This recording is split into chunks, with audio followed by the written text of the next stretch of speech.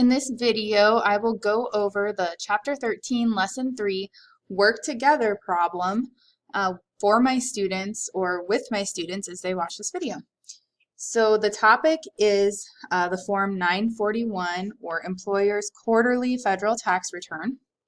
And so here's what the problem states from our textbook, which is the Century 21 Accounting General Journal textbook by Gilbertson, Lehman, and Gentene. So all credit to them for this problem and this text.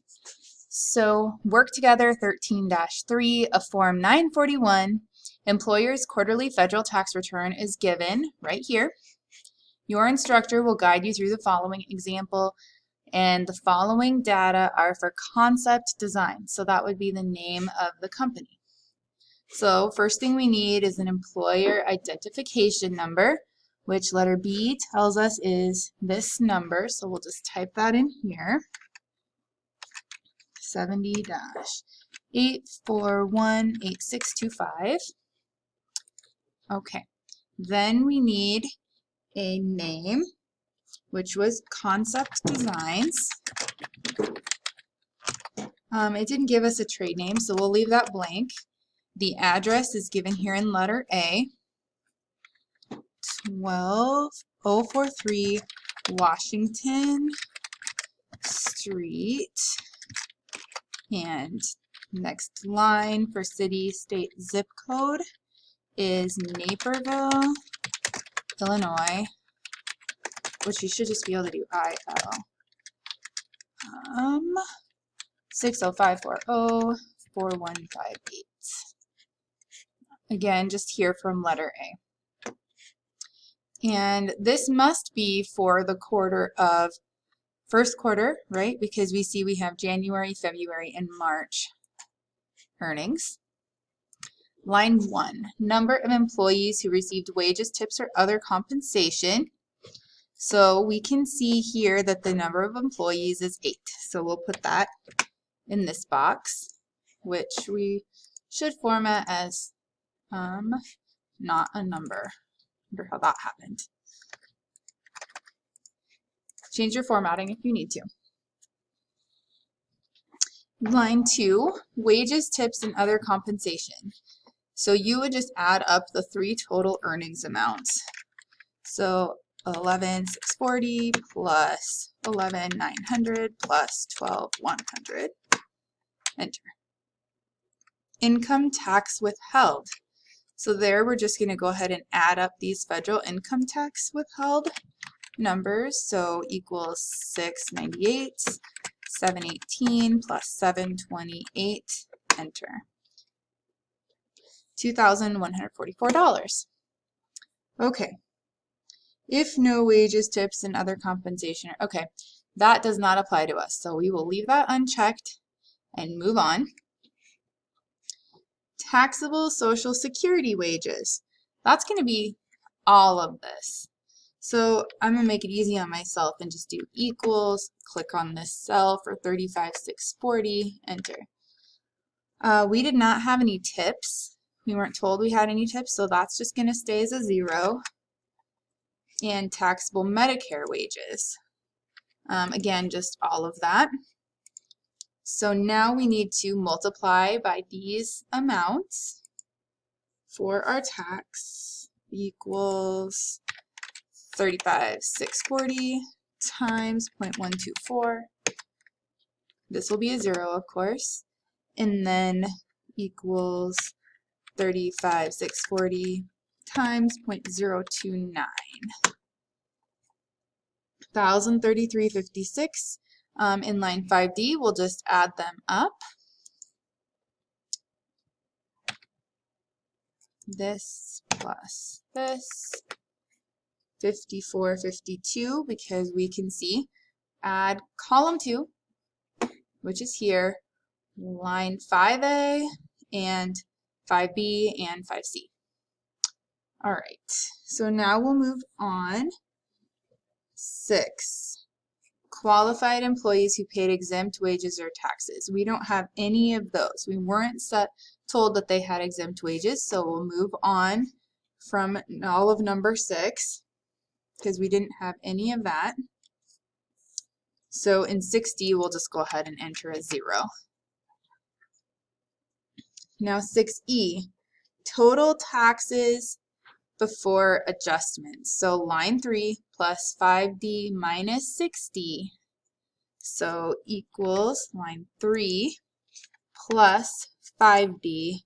And then we would subtract anything that was here, even though it's a 0. So we end up with 7,596.92. And let's see, 7A, current quarter adjustment for fractions of cents. We weren't given any of that information, so we'll go ahead and put 0. And we were told nothing about sick pay in our problem, which is 7B. And 7C, adjustment for tips and group term life insurance. Again, we weren't given anything there. 8, total taxes after adjustments, where we would just combine 6E through 7C. Obviously, you could do that. If you had numbers in these, you would just add them up by equals sum. I had bad typing. Equals sum of those, 75.96.92. All right, did we have any advanced earned income credit? We did not, so we'll put a 0. We weren't told anything about that. And line 10, total, again, of taxes. Total taxes after adjustments for earned income credit. So you would subtract this right here, but we didn't have any, so it's still the same number. In line 11, total deposits, including prior quarter overpayments. In line 11, we're still just going to be at that same number.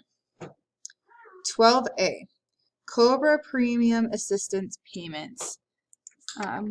We weren't told about any of that.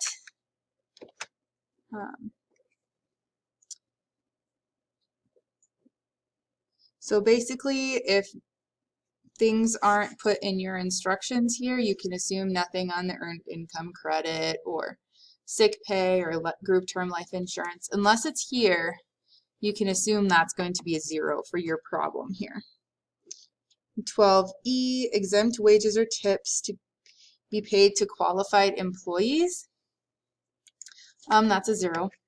We didn't have any exempt. And then you add 11, 12A, and 12E. So it's just equals this, which is still going to be that same number. And line 14, balance due. If line 10 is more than 13, enter the difference and see instructions. 10 is more than 13. They're the same. So since 10 is more than 13, this number would just be 0. Okay, so now we'll do part 2, and the first question or first prompt says write the state abbreviation for the state in which you made your deposits. That would be Illinois, or IL. And then we get to check one of these boxes, so little check boxes. We have to choose. If line 10 on this return is less than 2,500, is that true? First of all, we'll look at line 10. And it's not less than 2,500, it's 75.96.92. So this one cannot be correct because it had to be less than 2,500, or on the return for the preceding quarter was less than 2,500, and we don't know about that. So let's look at this next one. You are a monthly scheduled depositor for the entire quarter. Yes. So we enter our tax liability. And then after we add those up from each quarter, we want to make sure that this 7,596.92 total equals what was in line 10, and it does. So we should be finished with this form. So this is work together problem 13-3. And hopefully this makes sense and isn't too difficult as you do the on your own problem.